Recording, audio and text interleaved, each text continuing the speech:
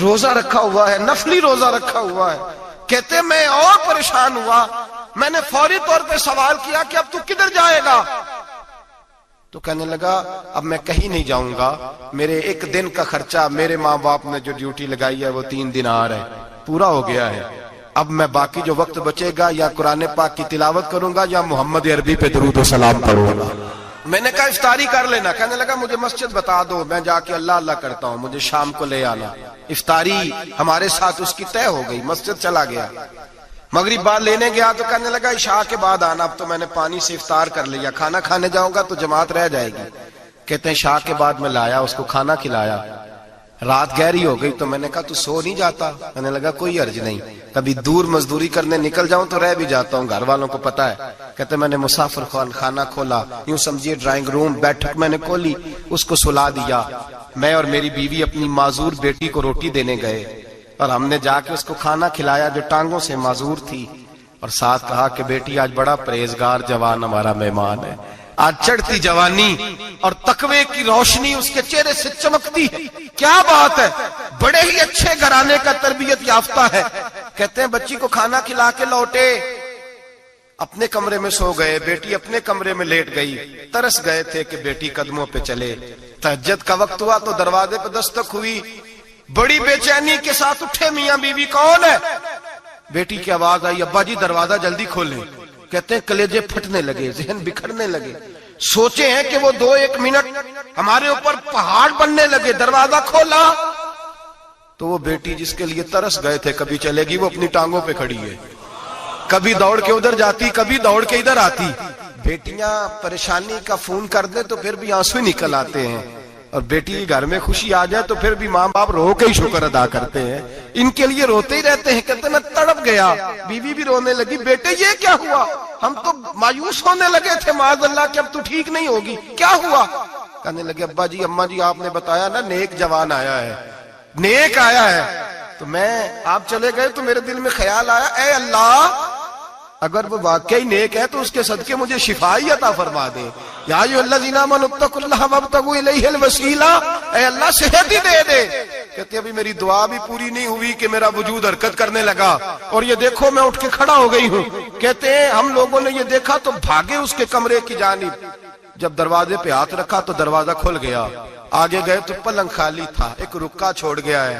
کہنے لگا مجھے پتا ہے میری حقیقت کھل گئی ہے، میں تو اللہ کا بندہ ہوں. اگر تمہیں مجھ سے ذرا بھی پیار ہو گیا ہے تو پھر میرے پیچھے نہ بھاگنا، اللہ کی بارگاہ میں جھک جانا، پھر گناہوں سے توبہ کر لینا. کہا وہ تربیت یافتہ جوان آیا ہے اور مجھے بدل گیا ہے. میرے بھائی ماں باپ کی ذمہ داری اولاد کو نکھارنا ہے، ان کو سنوارنا ہے.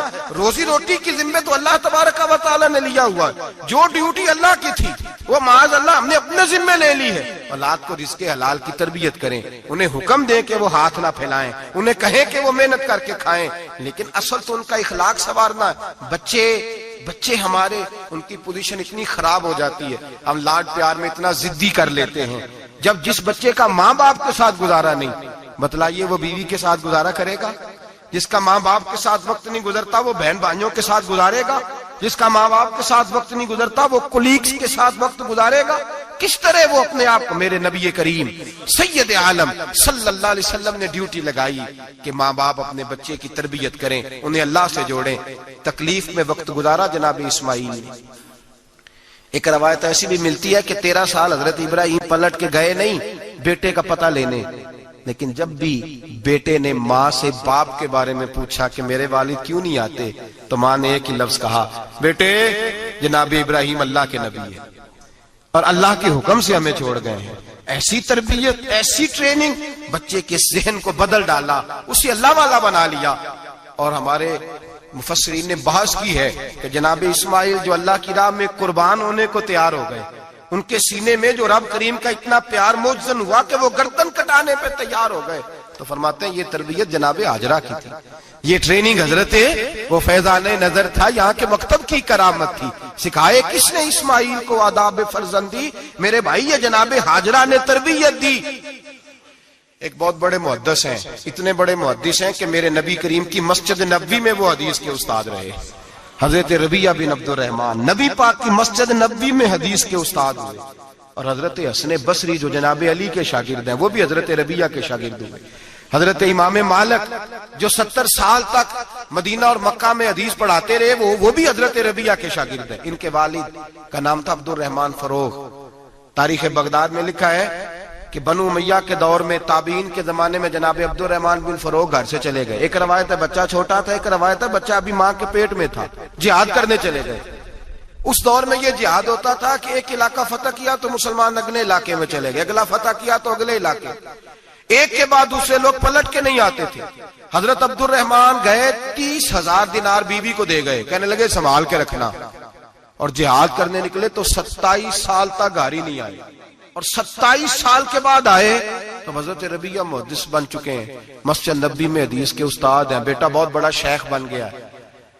واپس آئے, ہاتھ میں نیزہ ہے, کالی داڑھی تھی ساری سفید ہو گئی, وجود بڑا تگڑا تھا, کمزوری آ گئی. آئے, نیزہ پکڑا ہوا ہے, گھوڑے پہ بیٹھے ہیں, مدینہ منورہ میں گھر ہے, دروازے پہ دستک دی. حضرت ربیہ نے دروازہ کھولا, اندر داخل ہونے لگے تو کہنے لگے بابا تو کدھر گھستا آ رہا ہے؟ کدھر؟ اس نے کہا تو پیچھے ہٹ, تو میرے مکان پہ کب سے قبضہ کر کے بیٹھا ہے. بات تیز ہونے لگی, آواز تھوڑی بزرگوں کی بلند ہونے لگی تو اندر سے زوجہ نے سن لیا. وہ دروازے کی اوٹ سے دیکھنے لگی تو پہچان گئی, کہنے لگی ربیہ پیچھے ہٹ جا, یہ کوئی غیر نہیں ہے, تیرے والد گرامی ہے, یہ تیرے والد ہیں. اندر آئے, باپ بیٹا ملے, عصر کی نماز کا وقت ہو گیا, بڑا روئے. 27 سال کے بعد باپ لوٹا, 27 سال کے بعد بڑے روئے. نماز کا وقت ہوا تو حضرت ربیہ جلدی سے وضو کیا, مسجد نبوی شریف چلے گئے.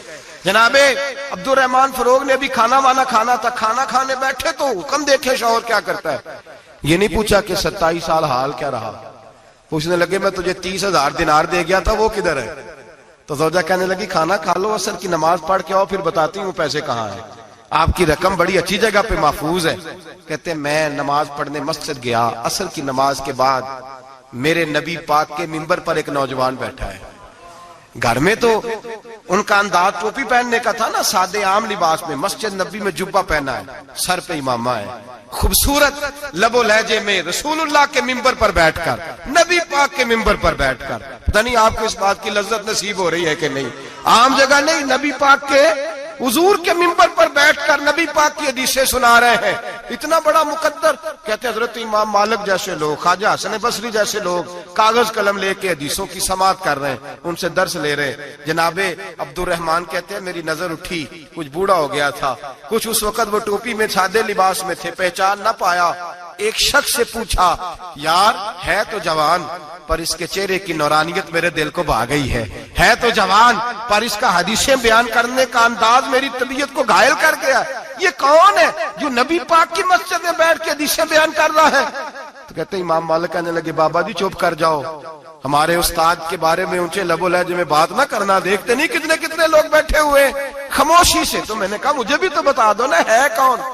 تو کہنے لگے کوئی عبد الرحمن فروغ نام کے بزرگ ہیں, یہ ان کے بیٹے ہیں, ربیہ نام ہے. کہتے ہیں جب لفظ کہے تو میرے آنسو چھلک کے باہر آئے اور میں حضور کی مسجد میں گر گیا اور رونے لگا کہ یہاں اور میرے رسول پاک سید عالم صلی اللہ علیہ وسلم کے منبر پر اور میرا بیٹا.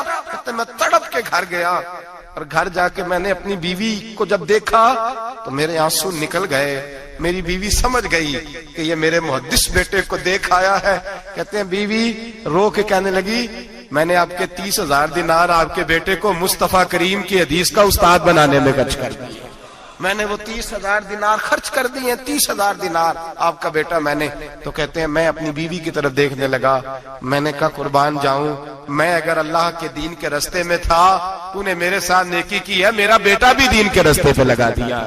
میرے بھائی اللہ سے جوڑا, اللہ سے جوڑا. ان لوگوں نے اپنی اولادوں کو رب کریم والا بنایا, ان لوگوں نے اپنی اولادوں کو. اور پھر جب ارشاد فرمایا کہ چھوٹی چھوٹی برائی, ایک لقمہ حرام سے بھی وہ لوگ بچے. اور پھر جو آیت نمبر 18 نے کہا کہ وَلَا تُصَغِّرْ خَدَّكَ لِلنَّاسِ, بیٹے منہ پھیر پھیر کے نہ جا, پھیر پھیر کے نہ جا. اگر آپ ناراض نہ ہو تو ہم تربیت دیتے ہیں, کہتے ہیں اس بچے کے ساتھ نہ پھرا کر, یہ غریب ہے, اس کے ساتھ نہ پھرا کر. وَلَا تَمْشِ فِي الْأَرْضِ مَرَحًا, حضرت لقمان بیٹے سے کہتے ہیں منہ پھیر پھیر کے لوگوں سے بات نہ کر اور اکڑ اکڑ کے نہ چل. إِنَّ اللَّهَ لَا يُحِبُّ كُلَّ مُخْتَالٍ فَخُورٍ, اللہ کو وہ پسند ہی نہیں جو اکڑ اکڑ کے چلے اور اترائے. ابھی بھی رواج ہے کہتے ہیں دوستی لگانا تو اپنے برابر کے دوستوں سے، ایسے نہ ہو ہمارا سٹیٹس ہی نہیں، ابھی بھی وہ فرق جو تو سید بھی ہو، مرزا بھی ہو، افغان بھی ہو، تم سبھی کچھ ہو، بتاؤ کہ مسلمان بھی ہو۔ عاجزی کا درس دیا اپنی اولاد کو، عاجزی کا، ان کو ادب سکھایا، ان کو انکساری سکھائی، لوگوں کے اندر مل بیٹھنے کا درس دیا۔ جو آدمی انکساری والا ہوتا ہے، عاجزی والا ہوتا ہے، یوں سمجھو اسے شہد لگا ہوا ہے، دنیا خود اس کے پیچھے بھاگ بھاگ کے آتی ہے۔ جو سب کے ساتھ اس نے سلوک کرنے کا عادی ہوتا ہے، لوگ اس کے گرویدہ ہو جاتے ہیں۔ لیکن جس آدمی کو آپ اکڑنا سکھا دیں، جس بچے کو آپ کہیں بس تو ہے اور کوئی بھی نہیں، اس کی اپنی زندگی بھی اس کے لیے پریشانی والی ہو جاتی ہے۔ میرے نبی رحمت سید عالم صلی اللہ تعالی علیہ وآلہ وسلم نے ارشاد فرمایا، کسی باپ نے اپنے بیٹے کو جو سب سے اچھا تحفہ دیا ہے وہ یہ ہے کہ اس نے اپنے بچے کو اچھا ادب سکھا دیا ہے، اپنے بچے کو اچھا۔ حضرت لقمان کہتے ہیں بیٹے منہ پھیر پھیر کے باتیں نہ کرنا، زمین پہ اکڑ اکڑ کے نہ چلنا، اللہ کو اکڑنے والے لوگ پسند۔ ہارون رشید نے امام نسائی کی ڈیوٹی لگائی کہ میرے بیٹے کو حدیث پڑھائے گارا آ کے، تو امام نسائی کہنے لگے یہ نبی پاک کا دین ہے، یہ میں اس کو رسوا نہیں کر سکتا، جس نے پڑھنا ہے میرے پاس آ کے پڑھے، اور جہاں سب بچے بیٹھتے ہیں وہیں پڑھے۔ ہارون رشید کہنے لگا حضور آپ کیا سمجھتے ہیں، میں نے بھی تو آپ کو آزمانے کے لیے یہ جملہ کہا تھا، یہ وہیں آ کے پڑھے گا جہاں سارے غریبوں کے بچے پڑھتے ہیں۔ اب تو روز استاد کٹہرے میں کھڑا ہوتا ہے، اسکول کے استاد کا تو مجھے نہیں پتا، پہلے مدرسے کا استاد تو روز بیچارہ ہاتھ باندھ کے چودھری صاحب نے کہا سے میرے منڈے نو مارے تو 8,000 کا مولوی ہے، اور میرا بیٹا تو 8,000 کے روز گول گپے کھا جاتا ہے، میرے بیٹے کو تو نے مارا ہے، تجھے اپنی حیثیت کا پتہ ہے؟ روز استاد کٹہرے میں کھڑا ہوتا ہے۔ بچے فری میں مفت میں حافظ جی مفت میں حفظ کراتے ہیں، خدا جانے محتمم کتنی مشکل سے ادارہ چلاتا ہے، اور بچے کے ماں باپ آ کہتے ہیں بلاؤ مولوی صاحب کو، اس کی طاقت کیسے ہوئی میرے بچے کو مارا ہے؟ وہ مولوی وہ جو کل دانے لینے آیا تھا وہ آج میرے بچے کو مارے گا؟ یہ رویہ ہے ہمارا۔ ہارون رشید بادشاہ نے اپنے بیٹے کو امام نسائی کے پاس پڑھنے بٹھایا۔ ایک دن حضرت کہاں لوگ کہتے بس بیٹا ٹھیک ہے، سیدھا سیدھا تو دین سیکھ کے آیا، ایسے کسی درویش کا مرید ہونا اور کسی عالم کی نوکری کرنا، اب تو بالکل ٹھیک ہے، پیر اساں بھی رکھے نے، یہ کہ تیرا طریقہ ہے، تو پیچھے لگ گیا ہے، یہ کس طرح کا تیرا رویہ ہے؟ ہارون رشید بادشاہ، ہارون رشید وقت کا مطلق العنان بادشاہ، امام نسائی ان کے بیٹے کے استاد ہیں، امام نسائی رحمت اللہ علیہ کے پاس بیٹا پڑھتا ہے۔ ہارون رشید گزر رہا تھا تو بیٹا وضو کرا رہا ہے، شہزادہ وضو کرا رہا ہے استاد جی کو، اور پیر دھلا رہا ہے۔ ہارون رشید گھوڑے سے گزرا تو اس نے دیکھا خانقاہ کے باہر، مدرسے کے باہر استاد جی وضو کر رہے ہیں اور بیٹا وضو کرا رہا ہے، سراہی پکڑی ہے، لوٹا پکڑا ہے، استاد جی پیر دھو رہے ہیں۔ ہارون رشید غصے سے اترا، ساتھ بہت سارے سپاہی تھے، انہوں نے کہا کہ یہ مولوی کو مارے گا، مولوی کو مارے گا کہ تو کس طرح میرے بیٹے سے یہ کام کاج کرا رہا ہے؟ کہتے نیچے اترے اور ہارون رشید نے جا کے نا زور سے ایک تھپڑ اپنے بیٹے کے چہرے پہ مارا۔ بیٹا کہنے لگا ابا جی میری غلطی کیا ہے؟ فرمانے لگے تجھے پتہ ہی نہیں تو کس شخص کے پاس پڑھتا ہے؟ تو پانی ڈال رہا ہے، تیرے استاد کو اپنے ہاتھوں سے اپنے پیر دھونے پڑ رہے ہیں۔ بیوقوف، ایک ہاتھ سے پانی ڈال اور دوسرے ہاتھ سے استاد کے پیر دھو، تجھے پتہ ہی نہیں کہ یہ شخص جب نبی پاک کی حدیثیں بیان کرتا ہے تو کئیوں کو مصطفیٰ کا دیدار نصیب ہو جاتا ہے۔ یہ پتہ نہیں تو کس محدث کا شاگرد ہے، ایک ہاتھ سے پیر پہ پانی ڈال دوسرے ہاتھ سے دھو، اس لیے کہ باندھ علموں جو کرے فقیری وہ کافر مرے دیوانہ ہو۔ اگر تو نے دنیا میں کامیاب ہونا ہے تو اس سے فیض علم حاصل کر، بیٹے یاد رکھ، اگر تو اس کی بارگاہ میں حاضری دے گا تو آگے بڑھے گا۔ حضرت عمر بن عبدالعزیز کتنا بڑا شخص ہے، ثانی عمر کہا گیا، ثانی عمر کہا گیا ان کو۔ حضرت عمر بن عبدالعزیز رحمت اللہ علیہ، حضرت صالح بن کسان ایک محدث تھے مدینے کے، ان کے شاگرد تھے۔ بچوں کو ہم آج ہی کہاں بچے ادب کرتے ہیں ساتھ جا کہاں ادب کرتے؟ ایک اسٹوڈنٹ مجھے کہنے لگا جی ہم ادب کرتے تھے جب تک استاد ٹیوشن نہیں لیتے تھے، اب استاد بھی تو ٹیوشن لے کے پڑھاتے ہیں۔ اور میں نے کہا خدا کے بندے کیا دے سکتا ہے تو استاد کو؟ حضرت علی فرماتے ہیں جس نے ایک لفظ پڑھایا مجھے گلی میں کھڑا کر کے بیچ بھی سکتا ہے، تو نے قیمت کیا ڈالی ہے؟ استاد کچھ بھی کر لے، استاد نے تو استاد ہی رہنا ہے نا میرے بھائی، لیکن وہ لب و لہجہ ہمارا موجود ہے۔ مجھے ایک دفعہ میرے کالج کے لوگوں نے بلایا، کہنے لگے آپ یہاں بھی پڑھے ہوئے ہیں اور مدارس میں بھی، تو ذرا فرق بیان کریں کالج کا اور مدرسے کا، کچھ بیان کریں۔ میرے ٹیچرز بھی تھے بہت سارے، تو میں نے کہا معذرت کے ساتھ یہاں تو بڑا مشکل ہو جائے گا بات کرنا، لیکن ایک جملہ میں نے مدرسے اور کالج میں ایک فرق محسوس کیا ہے، ہمارا مدرسے کا طالب علم آج بھی ہمارے جوتے اٹھا کے آگے رکھتا ہے، وہ آج بھی استاد کی موٹر سائیکل کو ٹاکی مارتا ہے، آج بھی صاف کرتا ہے۔ ہمارا مدرسے کا طالب علم آج بھی استاد کو پشت نہیں کرتا، لیکن کالج کا طالب علم پوچھتا ہے اسلامی اتلا آیا ہے، انگریزی والا آیا ہے؟ میں نے کہا اس کے تو لب و لہجے میں ادب نہیں ہے۔ اس لیے میں نے دونوں جگہ وقت گزارا تو میں سمجھا ہوں بڑے حالات خراب ہیں مدرسوں میں بھی۔ اب وہ کیفیت نہیں رہی جو بزرگوں کی تھی، لیکن پھر بھی اگر ادب ہے تو مدارس میں ابھی بھی ہے، ابھی بھی خانقاہوں میں ادب ہے، یہاں ابھی بھی خیر کی توقع موجود۔ وہاں سے تو رخصت ہو گیا، وہاں تو معاملہ اور طرح کا ہو گیا، الا ماشاءاللہ۔ حضرت عمر بن عبدالعزیز جناب صالح بن کیسان کے پاس پڑھتے تھے، اسٹوڈنٹ تھے، اور پھر بعد میں آپ ان کے مرید بھی ہوئے، باقاعدہ درس لیتے تھے طریقت کا۔ حضرت جناب صالح بن کیسان کے پاس تعلیم تھی، ان کے والد جناب عبدالعزیز اس وقت مصر میں بہت بڑے تاجر تھے، جناب عمر بن عبدالعزیز کے والد۔ تو ان کے پاس چھوڑ گئے، کہا میرے بیٹے کی صرف ان کو دین نہ پڑھانا، اس کی روحانی تربیت بھی کرنا۔ ایک دن استاد جی نے عصر کی نماز کا سلام پھیرا تو حضرت عمر بن عبدالعزیز کھڑے ہو گئے، ایک رکعت ان کی رہتی تھی پیچھے، تو آپ نے نماز کے بعد بلایا اور بڑے میٹھے لب و لہجے میں کہا عمر کیا بات ہے تیری ایک رکعت رہ گئی؟ تو کہنے لگے استاد جی میں کنگھی کر رہا تھا، شیشے کے آگے کھڑا تھا، تو آئینہ دیکھتے دیکھتے بال سوارتے سوارتے مجھے پتہ ہی نہیں چلا، جب آیا ہوں تو لیٹ ہو گیا۔ حضرت صالح بن کیسان رحمت اللہ علیہ نے ان کے والد کو مصر میں خط لکھا، فرمایا آپ کا بیٹا میری پوری فرما برداری نہیں کرتا، کل کو مجھے نہ کہنا تربیت صحیح نہیں ہوئی۔ آج فلاں تاریخ کو اس نے ایک رکعت پوری چھوڑ دی ہے جماعت کے ساتھ، اس لیے کہ وہ کنگھی کر رہا تھا بالوں کی، پوری رکعت چھوڑ دی ہے۔ ابا جی بہت بڑے تاجر تھے، پر انہوں نے یہ نہیں کہا کہ مولوی تو پاگل ہو گیا، اس کو تو پتہ ہی نہیں کیا ہو گیا، ابھی بچہ ہو جائے گا سیانا، کوئی بات نہیں ٹھیک ہو جائے گا۔ حضرت عبدالعزیز نے وہاں سے ایک شخص بھیجا پیسے دے کے، گھوڑا دے کے، فرمایا مدینے جاؤ، اور سیدھا مدینے آیا۔ حضرت عمر بن عبدالعزیز کو گھر سے اچکا، بلایا نہیں، زبردستی پکڑا، اچک کے گھوڑے پہ بٹھایا، حجام کی دکان پہ لے گئے، فرمایا اس کی ٹینڈ کر دو، نے بال کاٹ دیے اور بال کٹوا کے سیدھے حضرت صالح بن کیسان کے پاس لے گئے، کہنے لگے حضور یہ خط ہے اس کے والد کا، میں نے اس کی ٹینڈ کرا دی ہے، جس بالوں کی وجہ سے اس کی جماعت رہ گئی تھی میں نے وہ بال ہی ختم کر دیے۔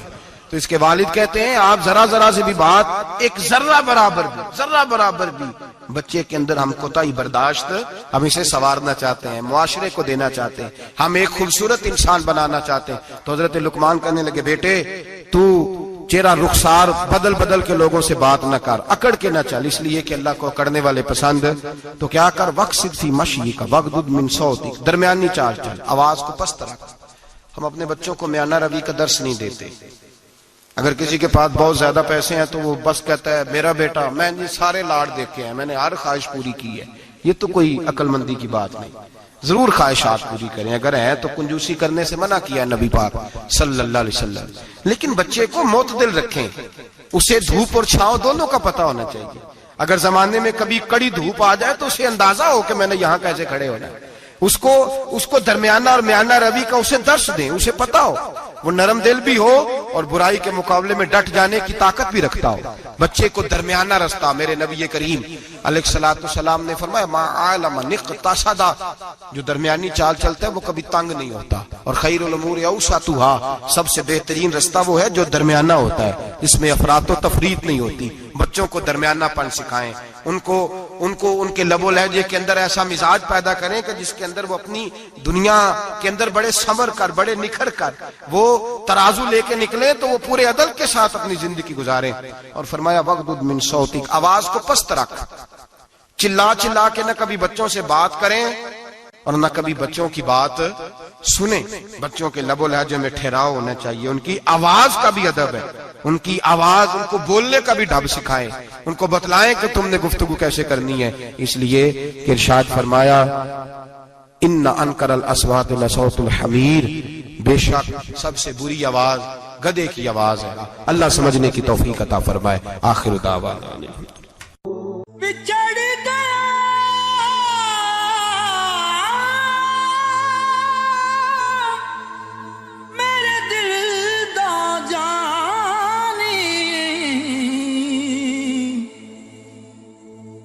میں ککھوں وانگر رل گئی، اللہ نال نازک جندڑی میری وچ کنڈیاں دے رل گئی۔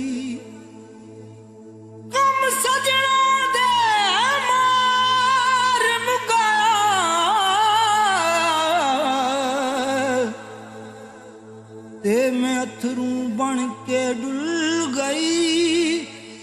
ਇੱਕ ਮਾਇਆ ਤੇਰੀ ਯਾਦ ਨਾ ਭੁੱਲਦੀ, ਬਾਕੀ ਹਰ ਸ਼ੈ ਜਗ ਦੀ ਭੁੱਲ ਗਈ।